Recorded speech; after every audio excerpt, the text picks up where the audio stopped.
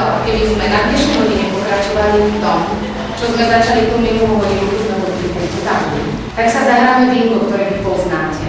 Nech sa páči, beriete si 9 pojmov z tých, ktoré budete charakterizovať, alebo možno aj z tých, o ktorých by ste sa chceli niečo dozvedieť od svojich spolužiakov.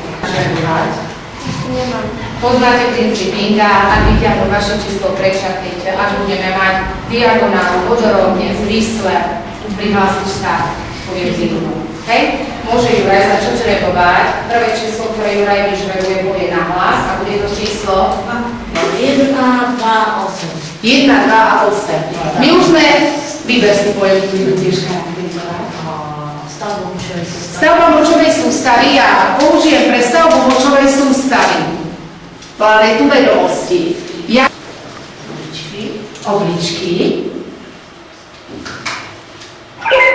Výborne. Sa to naučíme všetko. Výborne. Jakub využíva možnosť preklikovania. Močová rúra. Výborne.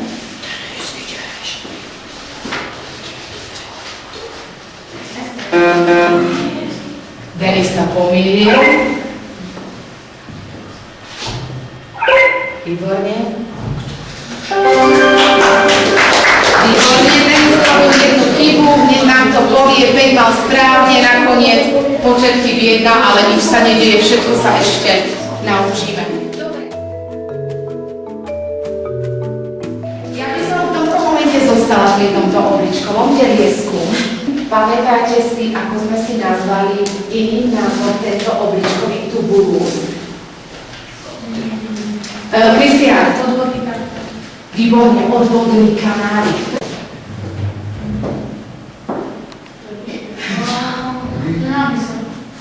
Výborne.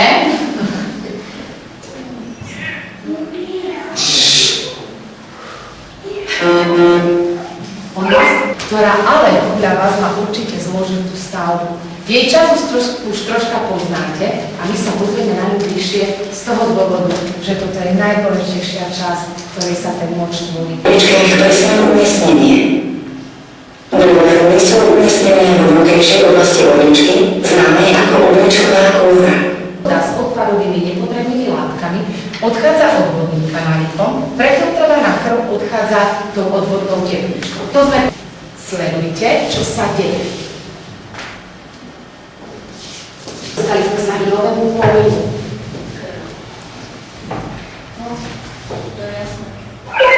Dobre. A teraz sme sa zamýšľali nad tým, koľko toho môže vznikať. Takže chvíľočku počúvajte. V jednej minúte pretučie cez obličky okolo 0,6 litra krvnej plazmy. 20% krvnej plazmy prefiltrovanej glomérou tvorí primárny moč. Za 1 hodinu 7,5 litra. Za 1 hodinu. A tak poďme vypočítať za 24 hodín. Od rána do rána. 50 litrov za 24 hodín. A teraz si predstavte. Toto je 180 litrov mlieka. Toto je 180 litrových fliaž mlieka. Predstavte si, že sú všetky napovedané.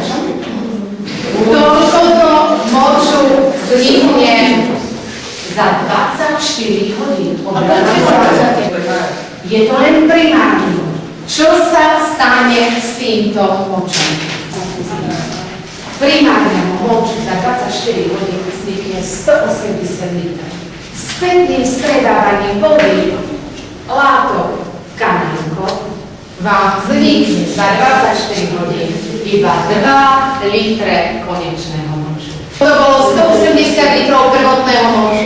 Z tých 180 litrov za 24 hodín zostane konečného moču iba 2 litre. Tak si viete predstaviť, čo tie naše obličky